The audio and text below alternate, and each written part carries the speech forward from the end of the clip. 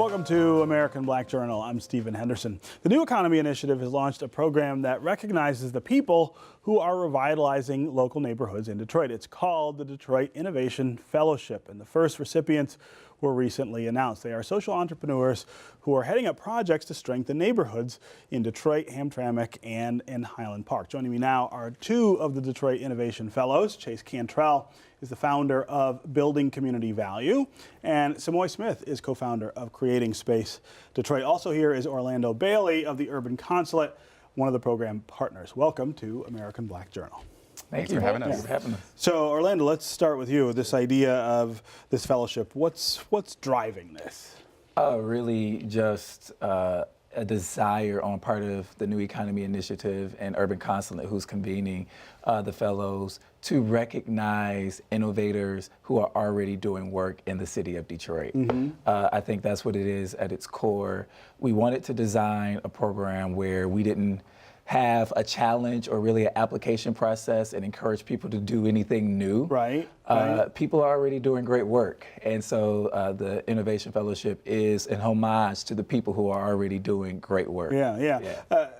Talk about some of the things that they will get out of this fellowship. What are you hoping to expose them to? Yeah, sure. So we will be convening the fellowship quarterly. Urban Consulate will be sponsoring the convenings, and really conversation and being able to bounce stories and ideas off of each other. We convened the first set of fellows. The first fellow convening happened in June, and it really just turned into, I think for the first hour, it was like therapy. People were just like venting and letting out things about their projects, and we were able to say, hey, well, do you know this person? And so it's a connection. It's connecting to other innovators around the United States. There's a $10,000 stipend that comes with the fellowship that the fellows are able to continue their work doing, and a travel stipend, or a social, we call it a professional development stipend, where they can, attend conferences or bring in special guests to learn more and build their capacity as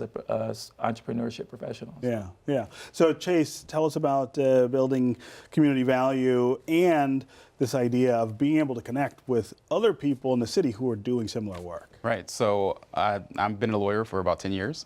And for my practice, I was at a large law firm for about 8 of those years. And I was helping developers do development work in downtown and midtown Detroit. And a lot of those developers didn't look like the demographic of the city. Don't look like the people who live here, right? At this table, right? So after a while, I began to think about how to actually help catalyze development projects in the neighborhoods. And I stepped away from my law firm and founded Building Community Value, which teaches Detroiters how to do small-scale real estate in their neighborhoods. Also helps CDCs, community development corporations in neighborhoods, do similar, larger-scale developments, in fact. And we actually do some development work through the nonprofit itself. So it's really to incentivize people to see the opportunities in their neighborhoods rather than just blight. Yeah, I was going to say, I mean, one of the things that is really important as we see things start to change in Detroit is getting the folks who live here not to just believe that they should have a say in it, but to understand how that works, right? What can you do in your neighborhood to deal with abandoned houses, or if there's a site that is going to be redeveloped, getting to them to say, hey, this is yours and you have agency to do that. And people have tons of ideas, right? I mean, they come to me saying, hey, we know what we want to do in our communities, we just don't know how to find the resources or find the knowledge. So giving them the means, like NEI is doing actually as well, is the way to go. Talk about your experience so far in the fellowship. It's been great. So Urban Consulate is an organization that's been around for 2 years that really is about community, bringing people together to have conversations.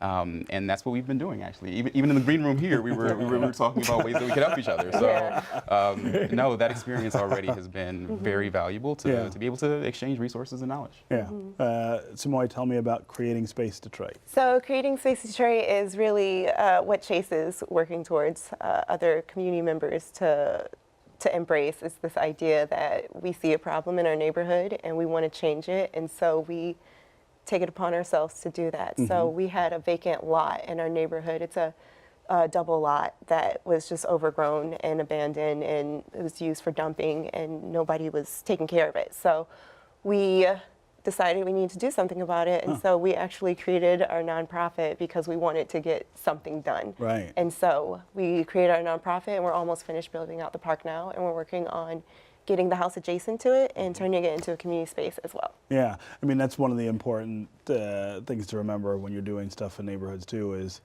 one thing at a time, right? One parcel at a time, and it doesn't seem so overwhelming when you're not thinking, oh my goodness, this whole block could use X, Y, or Z. What can I do here, and then what can I do next to it, and so on and so on. And so talk also about the fellowship for you, the fellowship experience. I'm really excited. I'm really excited about the fellowship because it gives me access to learning opportunities that I wouldn't otherwise have access to. Yeah. And so I'm really looking forward to all the professional development. Just being able to talk to Chase, which I already talked to Chase, but you know, now you have a professional reason to do that, having right? access to somebody like Mama Shu to talk about the things that she's doing over on Avalon Village. It's like those type of connections. And I just went to Detroit Soup to help Detroit Mama Hub or support Detroit Mama Hub and their pitch, and just being able to have that community of people who support you and knowing I can call these people up and go, okay, I'm having a problem. I need some advice or just support or anything like that. Right. One of the things that I know all small nonprofits in the city, especially ones working in neighborhoods, deal with is access to capital, right? Money to do these things. Is this part of what you guys are trying to help with as well? Yeah, so what's interesting is not everyone is a part of a nonprofit organization. Okay. Some of the fellows are very grassroots folks. And so what we wanted to do was really look at who is doing the work and who is not being showcased in the dominant narrative. When we talk about the revitalization of Detroit, it has a white face, a white millennial face attached to it. And too often. All too often in a city that's over 85% black. And so what we wanted to do was listen to the stories and highlight the stories in Model D, published by Issue Media Group, and incentivize these folks with amplifying their voice, amplifying their story, and giving them the cash. And so some of them are nonprofits, some of them are not. So it's novel in that way. We're doing something a little different. I want each of you to talk about what you would say or what you do say to people who are thinking about trying to do the things that you're doing and maybe a little hesitant, maybe don't know how to get to that space. I mean, this idea that you can sort of start at a small level and grow to something that affects more places, I think is sometimes lost on a lot of people. Right. I think that usually what I point people to are organizations and resources that already exist. So Michigan Community Resources is one great organization that helps local nonprofits get up and running, gives them legal advice and all of that. So if people have passion and desire to do something in their neighborhoods, I usually try to let them know, look, there are other people who are doing this. There are certainly organizations in Detroit that are trying to support that effort. And that it's, you know, if you have an idea, there's always ways to make it happen. In my day job, I'm in community development for Eastside Community Network, and the same sort of neighborhood capacity building that Chase is talking about, we do.